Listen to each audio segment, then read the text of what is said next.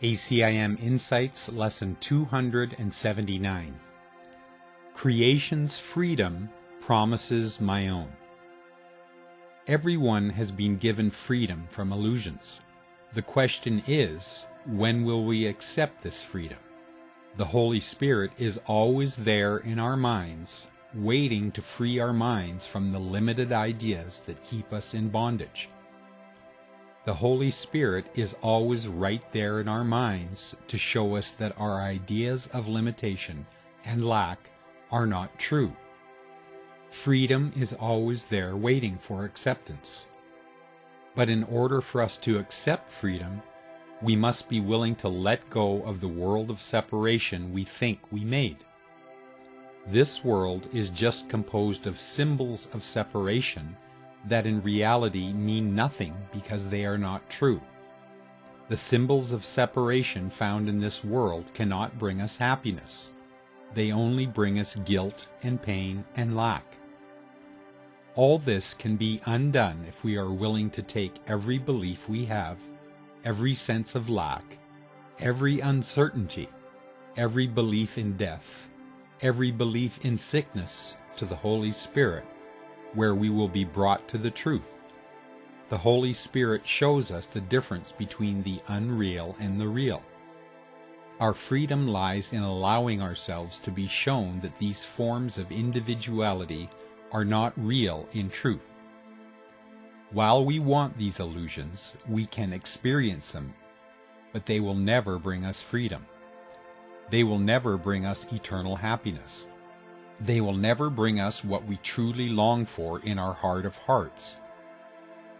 In truth, we love God, we love our Creator, and our return is inevitable. We have been wandering in dreams of separation long enough. There is a better way. Like the prodigal son, we will return home and accept our Father's welcome.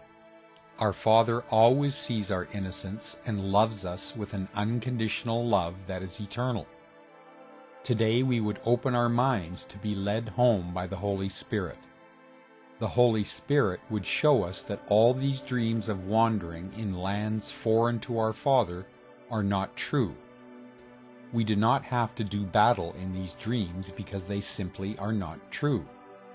We can let our belief in them be undone by the healing touch of the Holy Spirit. Today we open our minds to the healing teacher within. We would be at peace a while and let our false ideas be undone. Herein lies our freedom. Today we would accept our freedom and share it with our brother. To accept creation's freedom as my own, I need to recognize that I really want true freedom. I really want to accept and extend God's love. I really want the joy of oneness. The ego teaches that accepting oneness means I must sacrifice. I must give up my individual identity, which the ego perceives as death. And accepting oneness is death or the end of individuality. But what does individuality really have to offer? To keep individuality, I cannot know my Creator, who knows only one unified whole. And if I cannot know my Creator, I cannot know the self that God created me to be. So the ego's teaching that I must sacrifice to know oneness is a projection of the sacrifice the ego believes it made when it chose individuality, when it chose to reject the equal eternal love God gave to His Son in His creation. God is eternal and limitless.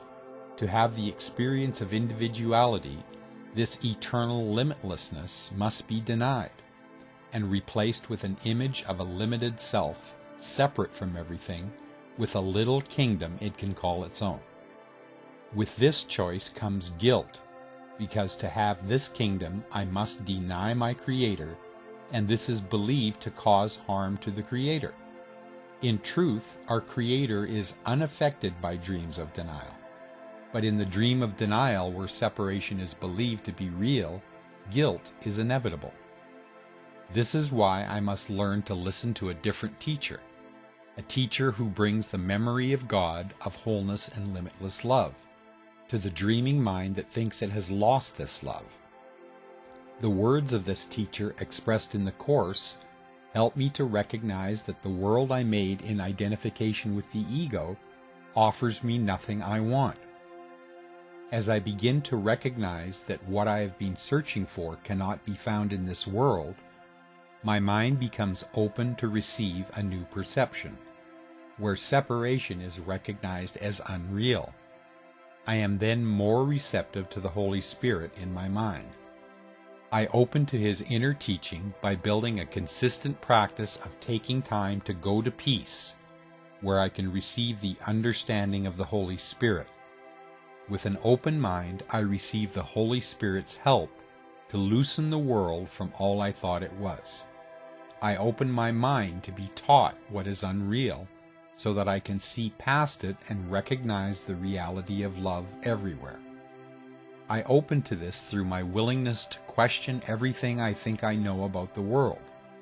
I open to this through my willingness to receive a new vision of a forgiven world, in which unreality is recognized as unreal. Thus I let illusions go, and love is then recognized in my mind with its unity and joy.